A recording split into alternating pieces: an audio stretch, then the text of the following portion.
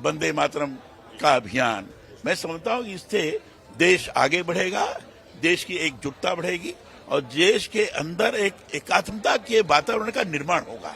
वंदे मातरम गीत को लिखे हुए 150 साल पूरे हो रहे हैं। इसको लेकर के भाजपा एक बड़ा देशव्यापी जागरूकता अभियान शुरू करने जा रहा है। इस वक्त हमारे साथ हैं भाजपा के तमाम शीर्ष पदों पर है वरिष्ठ नेता कलराज मिश्र जी। सर, आपसे समझना चाहेंगे वंदे मातरम को लेकर के क्या मैसेज देंगे आप? देखिए, वंदे मातरम ये तो भारत के हर नागरिक का मंत्र है। लोगों ने इसको आत्मसात कर लिया है। ये बात सही है कि इसको जागृत करने की आज आवश्यकता अनुभव हुई है, तो पार्टी ने निर्णय लिया है। मैं समझता हूं कि अभियान के रूप में चलाना चाहिए। ग्रामीण स्तर तक जहां विभेदकारी स्थिति लोग पैदा करने का प्रयास कर रहे हैं, उसके समापन के लिए भी बहुत जरूरी है वंदे मातरम का अभियान। मैं समझता हूं कि इससे देश आगे बढ़ेगा, देश की एकजुटता बढ़ेगी और देश के अंदर एक एकात्मता के वातावरण का निर्माण होगा। बहुत अच्छा कार्यक्रम है। एक और बहस नई शुरू हुई है। राहुल गांधी ने भी कहा कि आरएसएस के लोग डरपोक हैं, कायर हैं और अक्सर ये बात रहती है कि आजादी की लड़ाई में कोई खास योगदान नहीं है। मैं राहुल जी के उस पर हम कोई अपनी प्रतिक्रिया नहीं व्यक्त करना चाहते। राष्ट्रीय स्वयंसेवक संघ प्रारंभ से ही राष्ट्रवाद से ओतप्रोत रहा है। इसका प्रारंभ ही हिंदुत्व ही राष्ट्रीयत्व है, इस भाव से हुआ है। हिंदुत्व जीवन की एक शैली है, भारतीय जीवन की शैली है।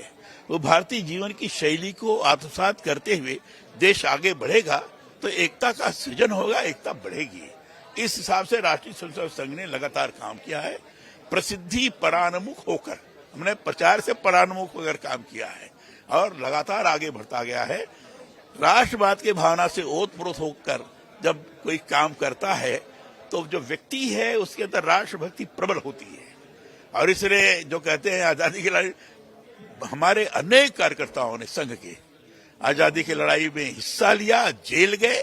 स्वयं डॉक्टर हेडगेवार जो राष्ट्रीय स्वयंसेवक संघ के संस्थापक थे, वो जेल में गए, कई बार गए।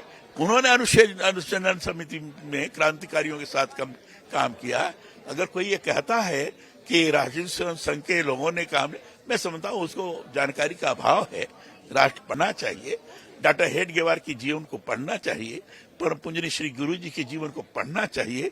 महात्मा गांधी स्वयं राष्ट्रीय स्वयंसेवक संघ के शाखा पर जाकर स्वयंसेवकों की तारीफ किए हैं, वर्धा में जाकर। इसलिए इस प्रकार का आरोप लगाने वाले अनभिज्ञ हैं, जानकार नहीं है। उनको जानकारी प्राप्त करनी चाहिए। मैं इससे कड़े शब्दों का प्रयोग तो नहीं कर सकता। अब वो दुर्भाग्य है कि भारत के प्रतिपक्ष के नेता विदेश में जाकर इस प्रकार की भाषा का प्रयोग करते हुए अपने देश के प्रति अनास्था पैदा करने का प्रयास कर रहे हैं, साजिश कर रहे हैं, जो बड़ा खतरनाक है, ठीक नहीं है। आपने भी जिक्र किया सनी देओल की एक पुस्तक का, उसमें आपने कहा पूजन पाठ होना चाहिए, उसमें पीछे एक साइंस है। आपने उसको सनातन की पूरी बातें कही, लेकिन खगोल शास्त्र स्वयं विज्ञान है। अब खगोल शास्त्र के अंतर्गत ये प्लैनेट वगैरह है। इसका अध्ययन और अनुभव हमारे ऋषि महर्षियों ने किया था। ज्ञान के रूप में दुनिया को ऋषि महर्षियों ने ज्ञान दिया था।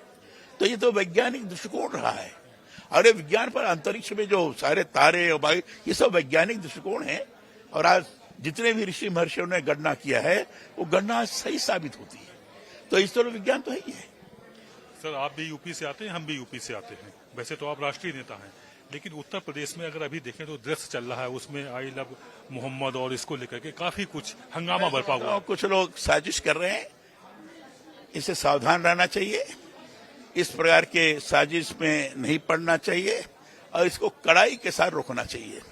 धन्यवाद आपको बहुत बहुत हमसे बात करने के लिए। और ये थे कलराज मिश्र, जिन्होंने बिंदुवार एक बात समझाई कि वंदे मातरम को जागृत करने की जरूरत है 150 सालों में, और इसके अलावा किसी भी तरह से समाज को तोड़ने की जो भी साजिशें हों उस पर विराम लगना चाहिए। कैमरा पर्सन बेबी के साथ आदित्य द्विवेदी, भारत एक्सप्रेस, दिल्ली।